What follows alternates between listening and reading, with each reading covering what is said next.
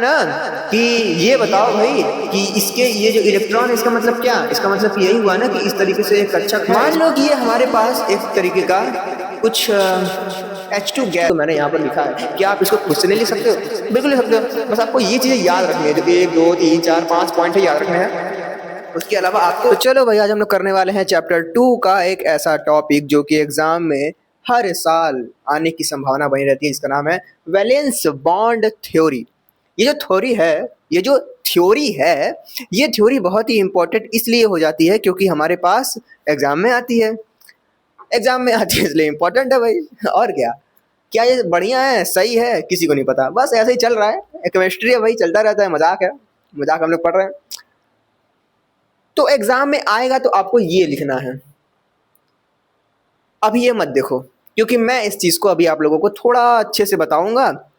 हो सकता है कि आपका एग्जाम कल परसों नरसों, एक हफ्ते बाद, एक महीने बाद हो, तो कुछ इस तरीके से बताऊं कि आपको विजुअलाइज हो जाए, आपको ये चीज़ें जो हैं वो याद हो जाएं, तो वो ज़्यादा बेहतर रहेगा। इसको रटने पर तो कुछ फ़ायदा होने वाला नहीं है। अगर कल भी एग्ज़ाम है तो भी ये रट कर कुछ फ़ायदा नहीं है, इसको समझना तो पड़ेगा। चलो, तो विजुअलाइज करते हैं ताकि समझ में आ जाए कि वैलेंस बॉन्ड थ्योरी में ये हुआ था, है ना। दिमाग में एक कहानी चित्र बन जाए और वही चित्र हम लोग एग्ज़ाम में अगर आ जाता है गलती से 10 नंबर में चाप के आ जाएंगे। चलो भाई, क्या है वैलेंस बॉन्ड थ्योरी? सबसे पहली बात करें तो हम लोगों को ये पता चल चुका है कि जो पदार्थ है, जैसे सपोज कि मान लो हमारे पास कोई चीज़ है, जैसे कि मान लो ये चीज़ है, ठीक है, ये चीज़ है, और मान लो कि वैज्ञानिक इस पर जो है शोध कर रहे हैं, ठीक है। तो हम लोग को ये बात पता चल चुकी है कि ये जो चीज़ है ये कुछ इस तरीके से परमाणुओं से मिलकर बना हुआ है, ठीक है, छोटे छोटे परमाणुओं से। चलो भैया, मिलकर बना हुआ है। मान लो कि ये हमारे पास एक तरीके का कुछ H2 गैस है, मान लो।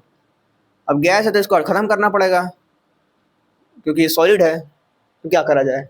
एक काम करते हैं, इसको कुछ भी नहीं लेते हैं, पहले बेसिक जानते हैं।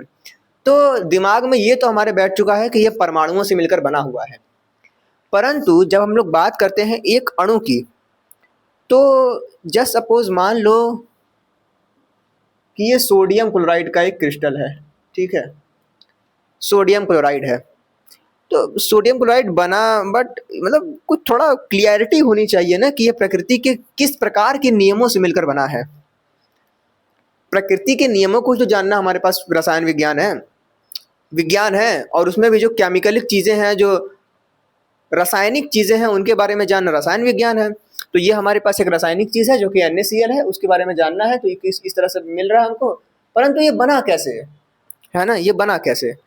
तो इन सब चीज़ों को हम लोग इस वैलेंस बॉन्ड थ्योरी में थोड़ा सा जानेंगे। वैलेंस बॉन्ड थ्योरी नाम ही समझ में आ रहा है कि ऐसा कुछ थ्योरी इसमें बॉन्ड के बारे में बताया जाएगा, है ना, किस प्रकार से बॉन्ड वगैरह बनते हैं।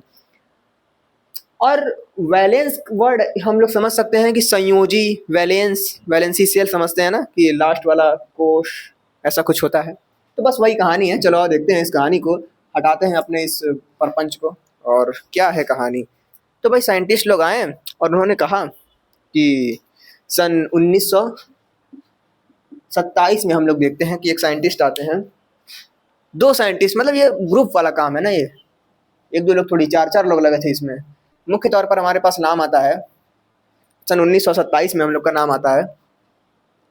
ये भी लिख सकते हैं, अगर ये एग्जाम में आता है तो ये भी लिखेंगे 1927, इसको थोड़ा रटना पड़ेगा, ठीक है। 1927 में हमारे पास नाम आता है लीनस पॉलिंग का, लीनस पॉलिंग। प्लस इनके साथ होते हैं हमारे पास जॉन स्लेटर भैया, और ये दोनों लोग मिलकर काम करते हैं, ठीक है। तो ये लोग कहते हैं कि चलो भाई बताओ H2 कैसे बना, ठीक है। तो ये लोग कहते हैं कि बताओ पहले H2 कैसे लिखा जाता है। कहोगे कि ऐसे लिखा जाता है कि भाई ये रहा बीच में प्लस, और यहाँ पर एक इलेक्ट्रॉन घूम रहा होता है। चलो भाई ठीक है, H2 मतलब कि यहाँ पर भी एक इलेक्ट्रॉन, ये रहा प्रोटॉन हमारे पास, ये क्या है, बीच में प्रोटॉन है, इस तरीके से छोटा सा प्रोटॉन हमारे पास, और इसके पास हमारे पास ये रहा हाइड्रोजन का एक अणु, H2 का मतलब क्या है, इन दोनों का मिल जाना। तो इन्होंने कहा ना कि ये बताओ भाई कि इसके ये जो इलेक्ट्रॉन है इसका मतलब क्या, इसका मतलब यही हुआ ना कि इस तरीके से एक कक्षक है, इसमें एक इलेक्ट्रॉन घूम रहा है, और यहाँ पे इसका मतलब क्या, एक कक्षक है, इसका इलेक्ट्रॉन घूम रहा है ना। तो जो इलेक्ट्रॉन घूम रहा है ना, तो उसका जो शेप है, ये कौन सा शेप है, 1s। 1s, एस मतलब कि स्फेरिकल शेप है, इसका शेप कैसा है, स्फेरिकल है, इसका शेप कैसा है, स्फेरिकल है। तो वो कहें लोग कि जो स्फेरिकल शेप है ना, यही दोनों आके ओवरलैप कर जाता है। इसमें कितना इलेक्ट्रॉन है, एक इलेक्ट्रॉन है, कितना इलेक्ट्रॉन, एक इलेक्ट्रॉन है। दोनों ऐसे पास में आए, दोनों गुब्बारा, और पास में आके कुछ ऐसे मिल गए। तो केमिस्ट्री में हम लोग कहते हैं कि इसमें इलेक्ट्रॉन आ गया, और इसको कहते हैं ओवरलैपिंग हो गया। क्या हो गया यहाँ पे, अतिव्यापन हो गया, या फिर ओवरलैपिंग। ओवरलैपिंग हम लोग बताएंगे यहाँ पे क्या है। और ओवरलैपिंग किसमें हुआ है, अनपेयर्ड इलेक्ट्रॉन वाले कक्षक में, orbital with unpaired electron. Orbital with unpaired electron जो है वो आपस में आके अतिव्यापन कर लिए। ठीक है, चलो भैया अतिव्यापन कर लिए, क्या दिक्कत है। इन्होंने कहा जैसे ये देखो S और S हमारे पास अतिव्यापन किए हैं ना, ठीक उसी तरीके से कुछ कुछ अणुओं में हम लोग देखेंगे कि P और P इस तरीके से अतिव्यापन करेंगे। ठीक उसी तरीके से हम लोग देखेंगे कुछ कुछ अणुओं में हम लोग कुछ ऐसे अतिव्यापन को देखेंगे, कुछ ऐसे ही P रहेगा और यहाँ पे S रह जाएगा। ठीक है, तो इस तरीके से अतिव्यापन को हम लोग देखेंगे। यही हमारे पास क्या है, सिंपल बॉन्डिंग थ्योरी है। आप लोग को अगर एग्जाम में आ जाता है तो आप लोग यही बना के आ जाओ, क्या दिक्कत है। अब आप कहोगे क्या ऐसे है, तो पहले तो ये नाम लिखोगे इनका कि लिनस पॉलिंग, लिनस पॉलिंग ही लिख के आ जाओ ना, क्या दिक्कत है। जॉन स्लेटर को मत लिखो, लिनस पॉलिंग लिख कर आ जाओ। 1927 हम लोग को याद रखना है। कैसे याद रखना है, ये जो अणु परमाणु है, ये जो बंध बना रहे हैं, इसकी जो थ्योरी है वो तब आई थी जब भारत में अंग्रेजों का अंग्रेजों का शासन था और भारत गुलाम था। सन 1927 की अगर हम लोग बात करें तो उस समय हम कह सकते हैं कि भैया आई थिंक सविनय अवज्ञा आंदोलन वगैरह उस समय शायद चल रहा होगा। सविनय अवज्ञा चल रहा था कि क्या चल रहा था मुझे एकदम क्लियर नहीं है, बट हाँ उस समय यही सब आंदोलन वगैरह का कर्मकांड चल रहा था 27 में। ठीक है, सविनय अवज्ञा आंदोलन वगैरह, असहयोग वगैरह तो 1922 इस सब में देखने को मिला। उसके बाद फिर चौरा चौरी कांड हो गया, गांधी जी को भी दिक्कत हुआ वहाँ पे। तो 27 में सविनय अवज्ञा चल रहा था, तो उससे याद रख सकते हैं कि उसी समय हमारे पास यहाँ इसकी खोज हुई, वैलेंस बॉन्ड थ्योरी की।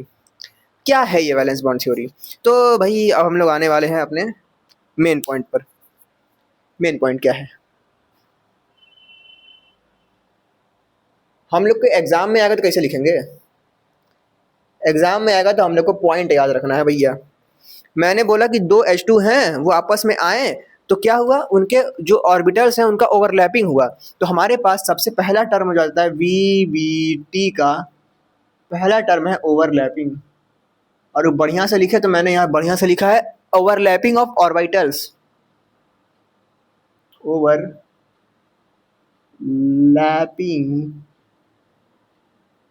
Of orbitals. क्या हुआ था भाई, हाइड्रोजन थे और हाइड्रोजन वगैरह जो है वो आके मिल गया था उसका कक्षक वगैरह। और अगर बहुत उनको इच्छा भी है तो ऐसे करके एक डायग्राम बना देना, बीच प्लस एक इलेक्ट्रॉन, प्लस एक इलेक्ट्रॉन, इसके पास एक इलेक्ट्रॉन, इसके पास एक इलेक्ट्रॉन, और ये दोनों मिल गए तो हमारे पास बन गया कुछ इस तरीके से। वैलेंस बॉन्ड तरीके बोला कि कक्षक अतिव्यापन करने हैं, उसी से बंध बन जाता है।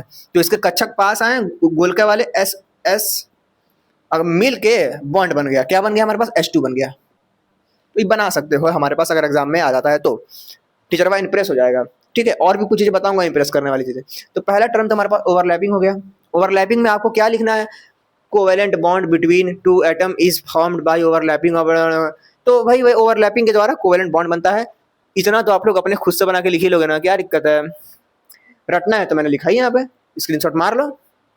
उसके बाद क्या होता है, जब ये ओवरलैप करते हैं तो जो अनपेयर्ड इलेक्ट्रॉन होते हैं ये क्या होते हैं, मिक्स होते हैं एक दूसरे में, कुछ इस तरीके से यहाँ पर आ जाते हैं। तो वही सेकंड है कि भैया अनपेयर्ड इलेक्ट्रॉन क्या है, अनपेयर्ड इलेक्ट्रॉन पार्टिसिपेशन होता है।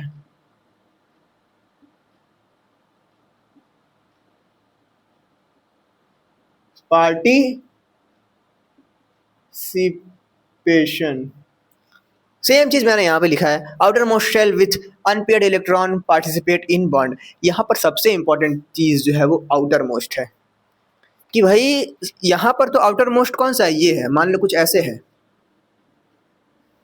यहाँ पर कोई इलेक्ट्रॉन है, तो अब ये आउटर मोस्ट सेल होगा और ये जाके हमारे पास कर्मकांड करेगा। ठीक है, अंदर से कोई मतलब नहीं है, ये कर्मकांड करेगा। तो ऐसे कहानी होती है हमारी वीवीटी में। बाकी हम लोग आगे भी थ्योरीज वगैरह देखेंगे, एमओटी देखेंगे, वेस्पर थ्योरी देखेंगे, तो है मतलब ओवरलैपिंग होता है। तो ओवरलैपिंग ऑर्बिटल है, ठीक है, अनपेयर्ड इलेक्ट्रॉन है, वो पार्टिसिपेट करते हैं इसमें, ये भी हमने बात कर लिया। फिर हमने ओवरलैपिंग, फिर हम लोग कह रहे हैं उस चीज़ को, तो ये थोड़ा सा हम लोग कह सकते हैं कि दोनों एक ही चीज़ है। ठीक है, जगह बचाने जगह भरना है तो एक लेवल और एक्स्ट्रा लिख दो कि overlapping occur between orbital having electron with opposite spin. अच्छा, अपोजिट स्पिन, इसको ऐसे कर लो, इसको ऐसे कर लो, क्या दिक्कत है, एक ऊपर की तरफ एक नीचे की तरफ, दोनों मिल क्या हो गया, ऐसे हो गया ना, ऐसे। तो ठीक है भाई, वो तब तो चलता रहेगा। तो ओवरलैपिंग से रिलेटेड हमने एक टर्म और भी लिख दिया कि भैया जो है पहले क्या हुआ, ओवरलैपिंग ऑफ ऑर्बिटल्स हुए, उसमें क्या हुआ, अनपेयर्ड इलेक्ट्रॉन पार्टिसिपेट किए। इसके अंतर्गत हम लोग क्या हुआ कि जो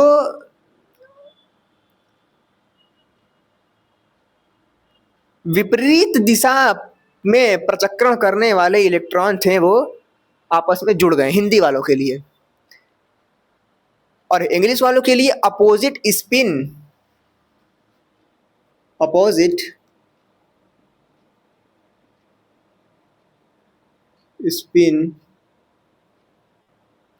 इलेक्ट्रॉन, अपोजिट स्पिन करने वाले इलेक्ट्रॉन क्या किए, कंबाइन किए।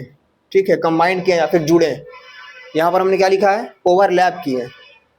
ठीक है, वही चीज़ हुआ, बतवा एक का है, जुड़े। ठीक है, फिर उसके बाद क्या हुआ, एक और कहानी इसके बीच में, अट्रैक्शन।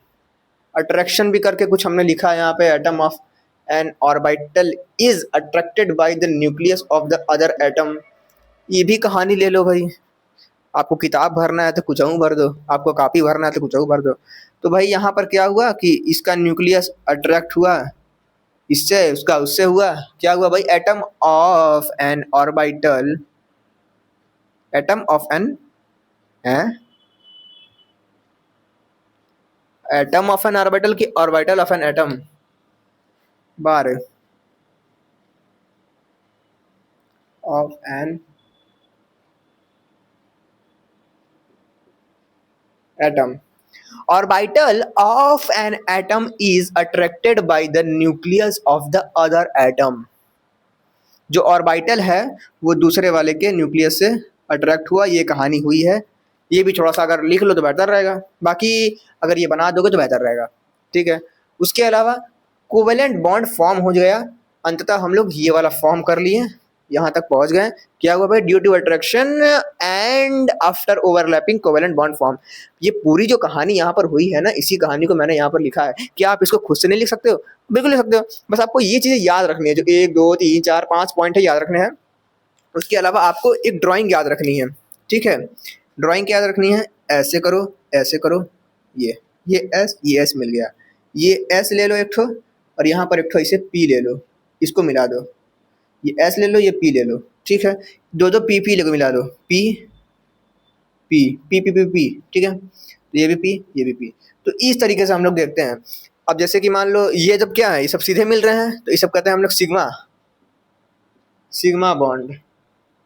ठीक है, एग्जाम में क्या लिखना है, इतना लिख के आना है। ठीक है, सिग्मा मान लिखो चलेगा। एक ठो होता है पाई बॉन्ड, पाई बॉन्ड में क्या होता है, ऐसे है, एक ठो ऐसे है, ये ऐसे जुड़ता है, ऐसे करके, मतलब कि जुड़ के कैसा हो जाएगा, ऐसे हो जाएगा, ऐसे हो जाएगा। ठीक है, काजू बन जाएगा जो है कि। तो अंत में क्या हुआ, कहानी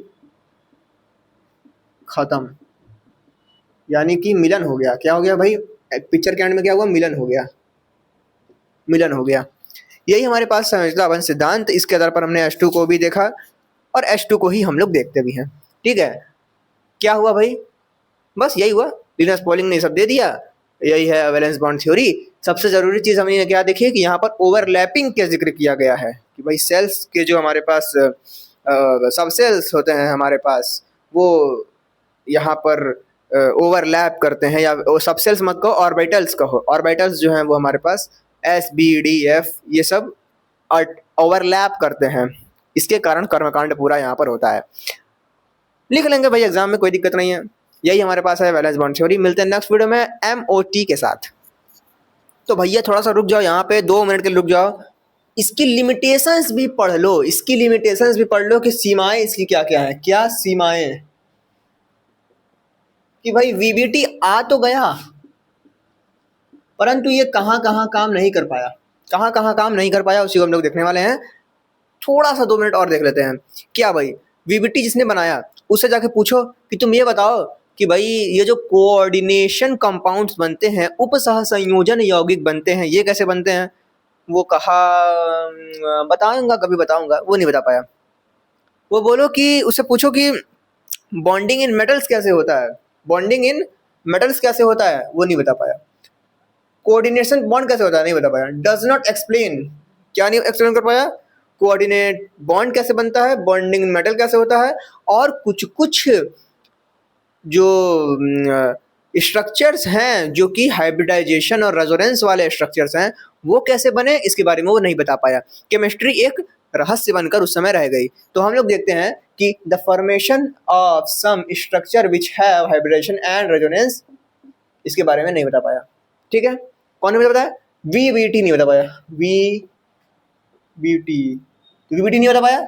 ये जरूरी है, अगर लिमिटेशन लिखने को आता है तो 3 लिख गया ना, काम हो जाएगा। ठीक है, कुछ O2 वाला भी है, बट ठीक है, 3 बहुत जरूरी है, ये 3 रट के आ जाओगे तो काम हो जाएगा। चलो भाई, अब मिलते हैं नेक्स्ट वीडियो में।